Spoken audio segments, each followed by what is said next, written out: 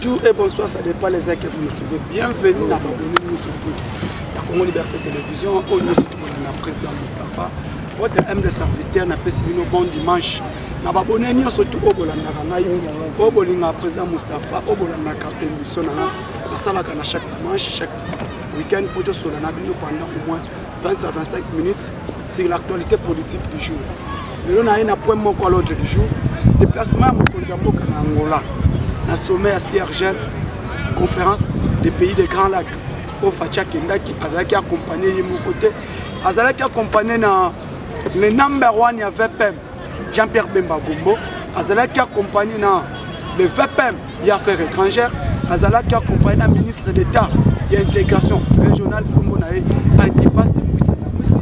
Donc on a bien sur le plan politique. Nini et fouti sujet déplacement Mokondiambo vers l'Angleterre. Après Kouta Burundi, au Kitambala Moko lobby samedi, le président de la République, Azalaki na Angola, a Zonga Kipeka lobby. Sommet Moko Zalaki à conférence, le chef de l'État, la conférence des pays des Grands Lacs, côté Bénissi Argel. Où Azalaki c'est la situation sécuritaire. Il y a la République démocratique du Congo. Toyebi que Mboka na biso eza na bitumba o ezo bundisa biso. Problème sécuritaire ils ont dérangé République démocratique du Congo makasi. Mais avant de bonne tokeneming na actualité o ils ont dominé ezakaka. Arrestation na mort ya ba milice Mobondo o bazo kufa na kati ya prison. Bakangi bango depuis babandi ko kanga bango. Bakangi bango mona bakangi bango lelo lobby nango bango nyonso bakufi na prison. Une affaire 55 personnes déjà ya ba milice Mobondo o bakufi na prison bandundu to ko parler nango awa to ko lobela paix sur la diplomatie congolaise toujours en forme de moni et l'armée na biso ils ont combattu de puissance en puissance 2000 militaires au bauti aussi ça na formation na bango na Israël au bazongi déjà mboka to ko lobela paix sur voyage à premier ministre au Ezalaki voyage au premier ministre Salaki na Nord Kivu, Sud Kivu, et puis à autre chose, on a déjà dans le Congo, na Kinshasa, tu peux la paix sur le conseil des ministres et les gars qui ont développé Awa, na moment Otozali, et puis tourner, il y a un ministre VPM intérieur au Azalaki, na Brazzaville, à Kwamutu, mais tout le monde est suspect. Comment le VPM de l'intérieur a traité la situation à Bandundu, mais il est accompagné du gouverneur Gibundu au Congo central. Ne place de Koloba, comment c'est possible que Mamobondo Bakotina Maunzi na l'inf Mamobondo Bakotina territoire du Congo central. Tozoloba est titre na Koloba est il faut balander la gouverneur du Congo central. Gouverneur du Congo central faut l'andele mingi. Et puis Tozoloba boy.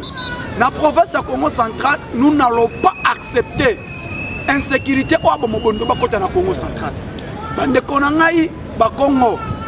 Beno telema benu vanda ini autour ya président Félix Tshisekedi. Benu kundima ve mambo kana luta na Bandundu. Mambo kana luta na kwa muntu. Yemo kumatina mbakana yakuma na Congo central. Nous n'allons pas accepter ces bêtises qui passent dans Grand Bandundu. Et côté na Congo central. Tozo ko interpeller Gibandu, gouverneur du Congo central, faites attention. Faites attention.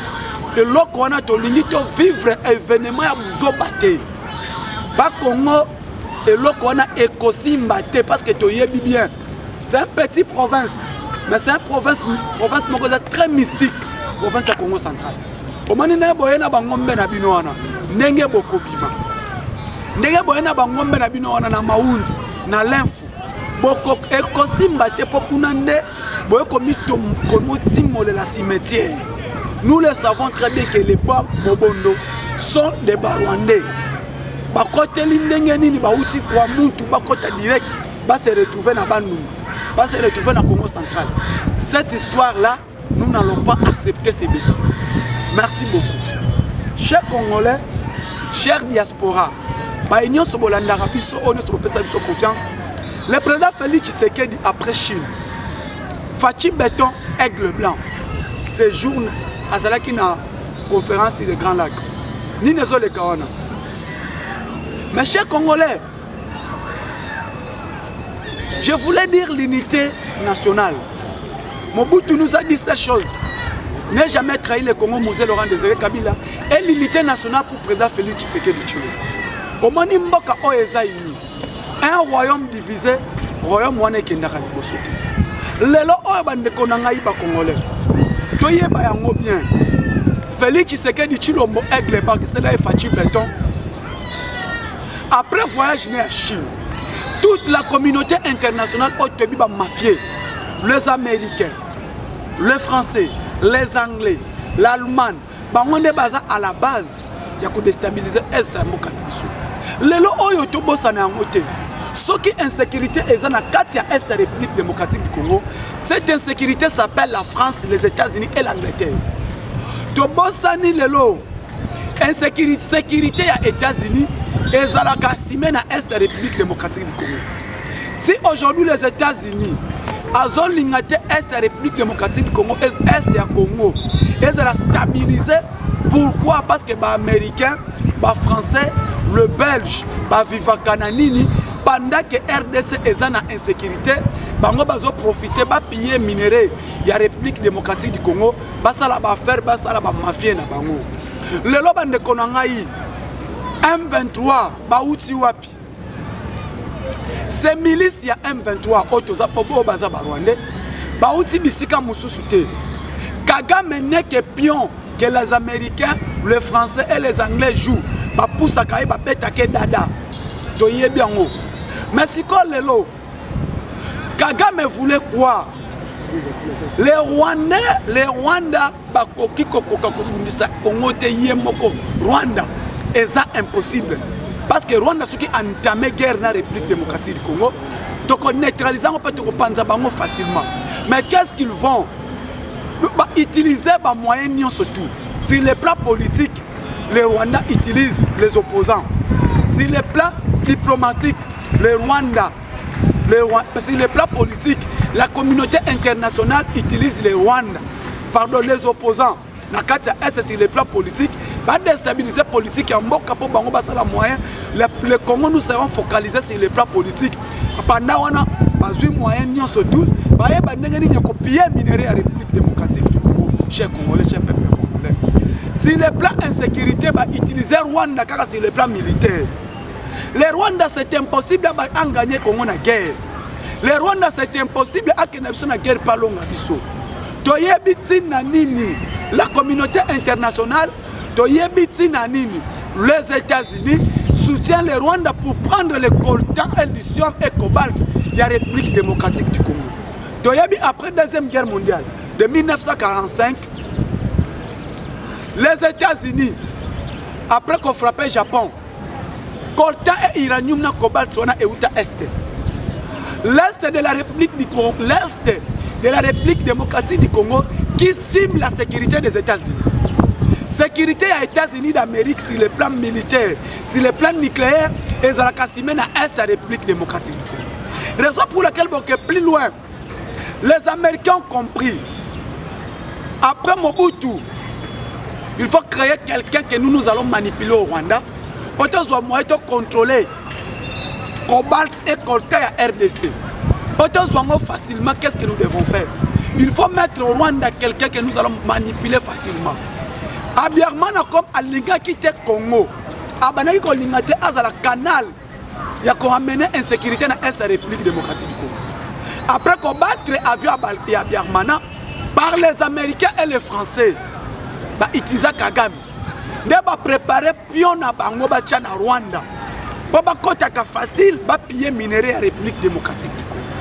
Et prenez un incompétent, un inconscient, ba tcha la tête de la République démocratique du Congo. Pour que moyen ni copier, profiter, copier minerai à République démocratique du Congo pour se protéger sur les plans sécuritaires. Les Américains ont préparé, Kagame et la tête.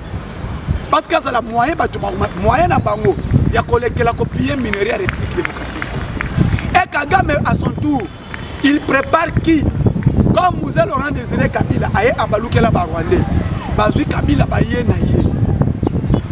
Ils ont préparé Joseph Kabila facilement la tête pour manipuler les moyens surtout. Il y a contrôle sur les plans politiques de la République démocratique. là pour comprendre que Kabila n'était pas congolais à la tête du pays. Si Kabila était congolais, Kabila n'allait pas accepter de signer les accords. Parce que le Loboye Bayango, Kunda Batouare Obayela Bisso chef Yaba, CNDP M23. Kunda Batouare n'a jamais eu même diplôme d'État. À quel titre, mon côté même, il y a diplôme d'État. À Outi Kozala sergent à Rwanda. À Iye Congo, Kabila l'a nommé Kunda Batouare comme général. Kabila a nommé Kunda Batouare comme général. Mais il était sergent au Rwanda. Les gens ont surprise. Kabila a yéna Mustafa Mukinza. Il n'a jamais été militaire au Rwanda. Mais il a manipulé le commissaire général-major. Il a géré Baza Kitona.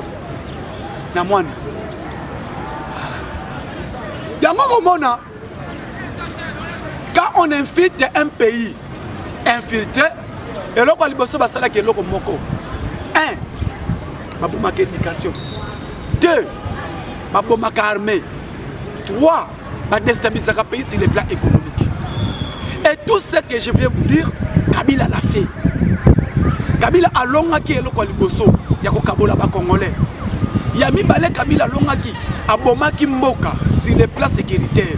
Yami sa tout Kabila longaki. Abomaki éducation. Yami sa tout hôpital kutu za la kate. Comment on a Kabila armée saliki ndengeni. Tous les officiers supérieurs congolais de père et de mère. Kabila Boma Bango a remplacé Barwandé. Chef d'état-major général, Rwanda. Chef d'état-major général a dû charger un renseignement, Rwanda. Chef d'état-major général chargé des opérations, Rwandais.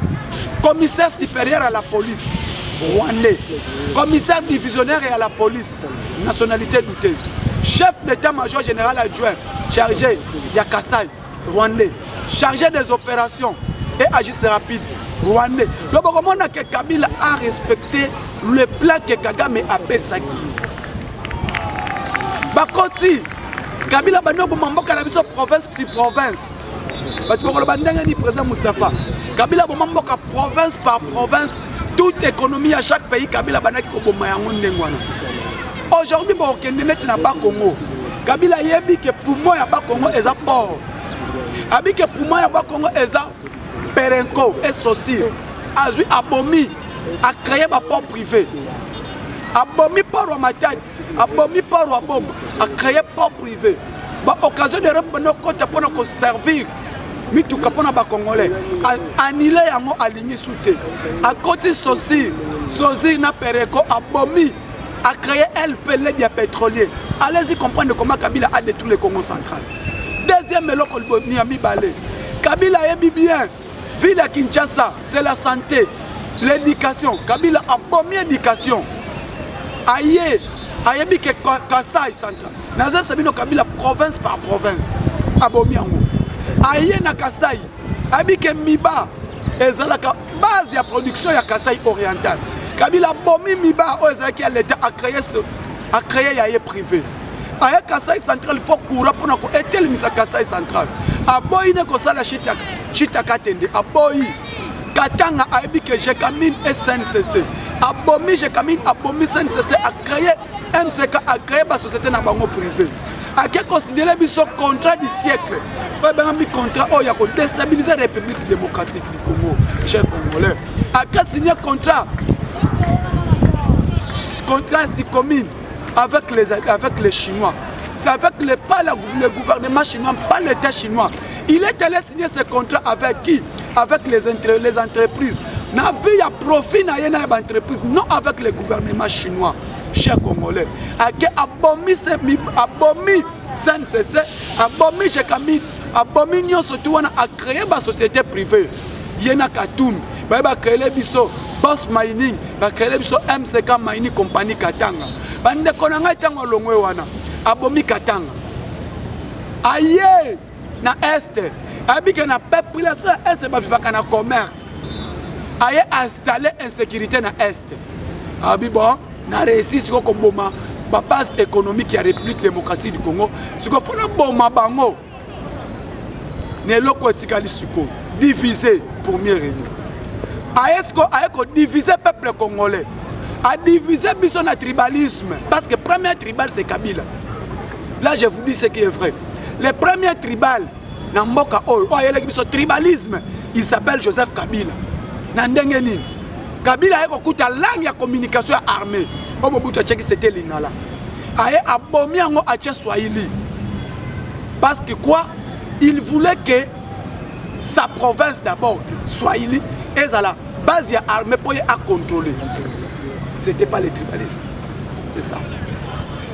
Aujourd'hui, il nous amène.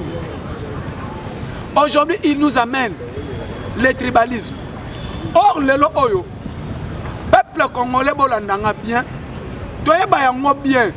Quand l'unité nationale, on ne peut pas diviser un peuple qui est uni. Un peuple qui est uni est plus fort. Mais le oba katangé, le oba rwandais, boye bayango. Rwanda profite de la division du peuple congolais. Le photo comme moi. Les gens parlent de Katumbi. Ensemble pour la République. Ensemble, Oya Moïse Katumbi. Ensemble pour la division du Congo. Les gens seront surpris pourquoi je dis ensemble pour la division du Congo. Le tribalisme, tout ce vivre dans le cannabis s'appelle ensemble. Ensemble, Moutou Aza à la base. Il y a tribalisme dans la Katambo. Bande Konanga ba Congolais. Notre pays vit en insécurité actuellement. Donc on a risque. Ceux qui obtiennent la division Congo et autres bazol kaba kabolande ba Congolais. Kabila l'a déjà fait sur le plan de division de la province. Mais aujourd'hui, Katumbi vient avec une mission que Kagame lui a donnée avec Mo Ibrahim. Avec Mo Ibrahim, Joseph Kabila, Matata Mponyo, Paul Kagame. Batouano Zomona, baza au service, il y a monsieur qu'on appelle Mo Ibrahim. Monsieur Mo Ibrahim n'est rien d'autre que c'est lui qui est à la base de l'insécurité dans la République démocratique. Ce qui est au Kenya, le président de Genève, Moutou a Kenya pour l'argent de Genève, c'est Mo Ibrahim et M. Georges Seros. Katumbi Obozomona, baza au service, il y a M. Mo Ibrahim et M. Georges Seros, baza au service, il y a Barwandais et ils sont au service, il y a communauté internationale. Ces fameuses communautés internationales au baza à la base de la sécurité dans l'Est. Ce sont eux qui mettent des moyens pour diviser la République démocratique du Congo. Le plan de la communauté internationale est un plan pour société. C'est de balkaniser la République démocratique du Congo. Comme ils ont fait avec le Soudan. Comme ils ont raté faire ça avec le Mali. Balinginini, comme les Congolais, base à la diviser, base à la unité, pour qu'ils soient moyens, tous soient contrôle de la République démocratique du Congo. Le Oyo, c'est qu'ils veulent quoi? Base ou moyen pour contrôler la République démocratique du Congo en créant l'insécurité à l'Est. Bon, comment on a été l'insécurité à l'Est au bénéfice de la France, l'insécurité à l'Est est au bénéfice de l'Amérique. M23, M0, c'est M23. C'est le plan de la communauté internationale. Kagame elle est là comme joueur manipulé. Kagame est coaché par la France. Kagame est coaché par l'Angleterre. Kagame est coaché par les Américains. Kagame est coaché par le Canada. Kagame est coaché par l'OTAN. Base il y a insécurité, il y a Est, et ça au profit de l'OTAN et au profit de la France, au profit des Américains. Na minicho objectif na bango ezani. Bayebi bien Félix Tshisekedi n'acceptera jamais de dialoguer avec le Rwanda. Félix Tshisekedi n'acceptera jamais de dialoguer avec l'Ouganda. Force régionale est yé na mboka. Au moment où bateau baye na mandat de force régionale est offensif. Baye sur le terrain, la même force régionale va collaborer na Rwanda, na M23. Pourquoi la communauté internationale là, bangonde ba dirige Kagame. Kagame est manipulé par la communauté internationale. Et l'EAC est manipulé par Paul Kagame. Moutoua contrôle la EAC wana, c'est Kagame. Communauté de terre force, il y a Afrique de l'Est. Moutoua contrôle la Congo, c'est Kagame. On commande tout ce qui se passe à l'Est. Le plan yango, Moutoua contrôler yango, c'est qui? C'est Paul Kagame. Sierre Gel, Moutoua contrôler yango, c'est Paul Kagame. Si on a minute oyo, Félix Tshisekedi a lobby, je ne peux pas accepter de dialoguer avec les M23. Comment tu peux communiquer Yangola, communiquer ya Nairobi, Toyoka na ba communauté tout là. Normalement, ba déposer ba arme, ba kene na cantonnement. Comment tu peux le cantonnement, moment où ton limite au déposé, M23 sont continuer à attaquer. Mais comment on a été les Américains et les Français, RDC a respecté feuille de route Angola et feuille de route à Rwanda. Mais ça, tu dois accepter. Ce n'est pas que nous sommes faibles. La République démocratique du Congo n'est pas faible. Ce qui est sur le plan de guerre, Rwanda a Kobundana RDCT. Mais quoi? Les Rwandais ont le soutien de l'OTAN. Les Rwandais ont le soutien de la communauté internationale. Les Rwandais ont le soutien de la France. Les Rwandais ont le soutien de tous ces pays mafieux. Parce que la République démocratique du Congo, insécurité nabiso, c'est la bénéfice de pays on a tangé les bino. Bangonde ba créer insécurité. Si le Congo est uni, ba Congolais baza ko sangana, ba ebi ke biso écosystème. Les lois bazo lukaba diviser la République démocratique. Pour eux c'est la balkanisation. Nde omoni Fayulu, Katumbi, Bangu na États-Unis. Ba keluka lobbying, bande konanga, allez-y comprendre. Nous sommes à 160 jours, il y a des élections. 160 jours, il y a campagne électorale. Pardon. 150 jours, il y a campagne électorale. Mais Fayulu a quel lobbying? Quoi? Comment faut faire partie Félix Tshisekedi avant les élections? Banani ba américain. Et ces Américains-là, bangonde baza la Simaya Rwanda. Ces Américains, bangonde baza à la base ya Simaya Rwanda. Bande ko on comprendre. Libye est un pays stable sur le plan économique et sur le plan sécuritaire. Le niveau Libye est souki.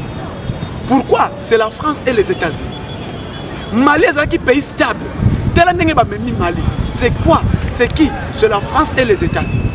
Les gens ont risqué de s'attendre à pays comme Somalie, de s'attendre à pays comme Afghanistan. Il y a la insécurité. Et cette insécurité sera à qui? Bénéfice nango ezerba. Lelo M23 au bozomona. Guerre à Est, baebike na Est tozo kokate. L'M23 est incapable de comme Goma. Baluki moyen tout, force régionale. Et Félix Tshisekedi dans le bibabima. Bangonde bakomi ko mema M23 ba poussa malé. Quoi? Basa la sauver Goma. Dès que nous allons récupérer Goma, nous allons imposer dialogue avec le gouvernement congolais. Tshisekedi sera faible et dès que nous allons récupérer la vie de Goma. Qui? Au bénéfice de qui? C'est le Rwanda. Mais comment on a été? Biso tous a faible.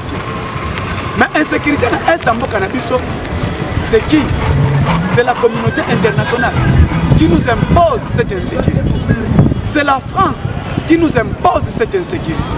Au comment on a été? Bah imposer que le gouvernement lui coule à Mobutu, d'ouvrir colère couloir humanitaire. Régime Rwanda. C'est la communauté internationale qui doit faire le couloir humanitaire. Ba Rwanda wana bakota. Ba Hutu bakota. To bakota qui lelo et sécurité na biso. Lelo pour stabiliser est. Et c'est un régional na biso. Pourquoi? L'Ouganda beaucoup na ba ADF. Oyo to bengi ba ADF. Et un mouvement rébellion et utaka wapi Ouganda. O comment on a été Bantirimwe et ça militaire au utaka Burundi. Et les M23 ce sont les Rwandais. Nde omoni bit na lobby été insécurité ya biso pour sécuriser mboka na biso. Il faut sous région mobimba. Ba accompagner République démocratique du Congo. Pourquoi? Après cantonnement chaque pays est en bas. Ba mouvement rébellion au ezana kati RDC. Les Ougandais ADF Oza Daesh, Prince Daesh, faisons à Ouganda. M23, Rwanda. Misusuana, Bazaba Burundi. Sikoyo Lelo. Ce qui se passe à Kwamutu, ce qui se passe à Maïnom, Bamobondo. Ces Mobondo-là n'est rien d'autre. Sont de qui? Les mêmes Rwanda. En complicité avec Sassou Nguesso. Comment on a abandonné les milices Mobondo, basé à la base, j'ai consommé désolation, wapi, na Maïndo. Baouti wapi, et ça conflit te ke yakate. mais c'est un conflit créé par les régimes passés. Mututu ayebi, Bamobondo, Eza Bato Baouti Est, Bamemeli Biso Bango Komo. Quoi? Le col Tshisekedi, Alini qu'on négocie na bisoté. Il faut créer les Bango Bamilisou. Ils ont créé ces milices pour déstabiliser toujours notre pays. Mais Félix Tshisekedi est déterminé. Biso ba Congolais ceux qui ont unité et loko ekoye la biso. Ceux qui le loba Kabola qui Soudan. Ceux qui le loba longa qui Kadhafi. Parce que peuple va créer la qui bango division. Les lobbies sont Congolais. Ceux qui ont unité et loko ekoye la biso oye la qui oye na Soudan du Sud, Soudan du Nord. Ndenge ba diviser qui Soudan. Balingi ba imposer biso pe division na esali manakati ya Est. Balingi ba imposer biso division na esali manakati ya Nord. Est la République démocratique du Congo. La communauté internationale veut diviser la République démocratique du Congo. Le plan est déjà fait. Il y a balkanisation à RDC. Le plan est déjà tracé. Ce qui fait maintenant, Félix Tshisekedi va limiter à l'ingé qu'on accepter jamais Congo est à la balkaniser. Dès que l'on Luka, quoi? La tête de Félix Tshisekedi doit tomber. Dès que Tshisekedi tombe, il y a une balkanisation. Dès que le peuple congolais est divisé, il y a une balkanisation. Aujourd'hui, les gens me disent, est-ce que Fayoulou va diriger la République démocratique du Congo sans les Kassai? Est-ce que Katumbi va diriger la République démocratique du Congo sans le Congo central? Est-ce que Katumbi va diriger la République démocratique du Congo sans les Kassai? Parce que le long oyo, Batouana balingi nini? Tribalisme est côté comme à Makasi. Muluba alinga katangete, katange alinga mukongote. De tokolonga tokabola bango. Ils veulent nous diviser. Division à Bangwana est un profit à la communauté internationale. Diviser la République démocratique du Congo, c'est au bénéfice des Américains et la France. Pour eux veulent quoi? Créer l'empire et Matuchi. Peuple congolais tous à la Mayele. Peuple congolais tous téléma. Beto téléma, beto voix unie. Ceux qui ont unité, les politiciens, bazomone la biso. Les politiciens wana objectif na bango ezanini ko balkaniser Congo. Lelo o diffusion ya peuple congolais, c'est l'intérêt ya ba politiciens. Lelo yebisangai. Félix Tshisekedi est au pouvoir. Les politiciens wana bango wana ba yesu autour de Félix Tshisekedi. Ce sont les mêmes politiciens qui étaient autour de Kabila. Lelo c'est les mêmes politiciens qui autour de Félix Tshisekedi. Et là comment on a zolo? Ces fameux députés, Bazoé Kalamingi, les lots ensemble pour le changement. Il y a Moïse Katumbi. Qui ne savent pas Katumbi et Georges Seros. Qui ne savent pas Katumbi et au service, il y a M. Mo Ibrahim.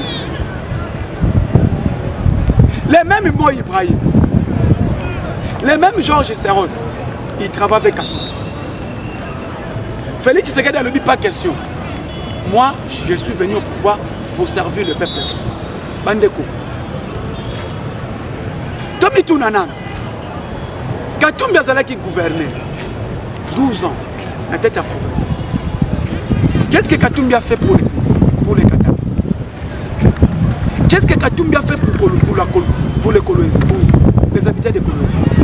Qu'est-ce que Katumbi a fait pour les Kassi? Qu'est-ce que Katumbi a fait pour les Tanganyika?